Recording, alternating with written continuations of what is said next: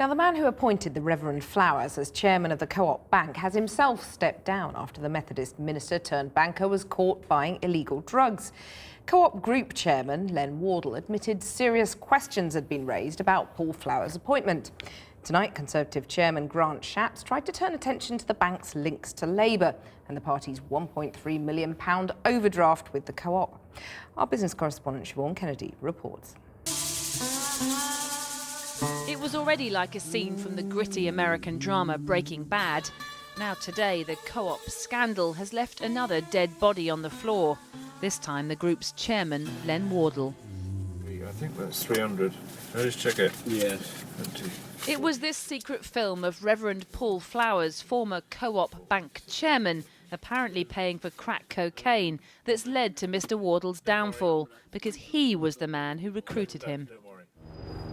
Len Wardle was nicknamed Teflon Len because throughout his long career and during the recent crisis at the Co-op, nothing ever seemed to stick to him.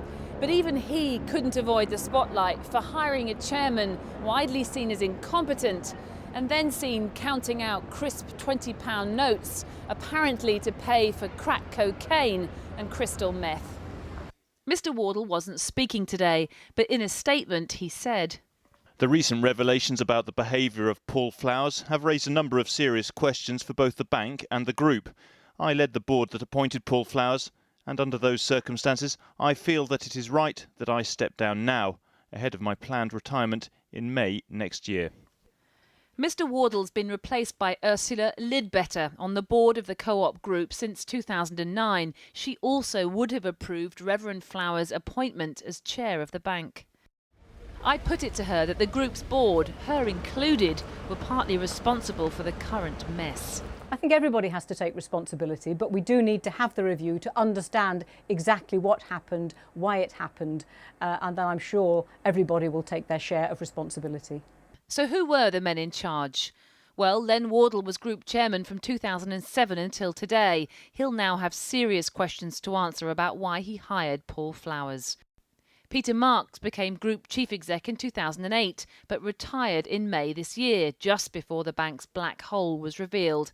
And then there's Neville Richardson. He was the Co-op Bank chief exec until 2011 and oversaw the merger with Britannia, whose bad loans in part led to the bank's downfall. Just like any good drama, there's no end to the list of those potentially embroiled in the Co-op scandal. First, there's the regulator who approved the appointment of Reverend Flowers, but then didn't appear to monitor him or the bank until it was too late. And then there are questions being asked of the Labour Party too, who received donations from the Co-op and had close links to its executives. Ed Balls pushed through the flawed Britannia merger in 2009, and Ed Miliband made PaulFlowers a special advisor. The Co-op also gave Mr. Balls a £50,000 donation, while the Labour Party has nearly £1.3 million in outstanding debt to the bank.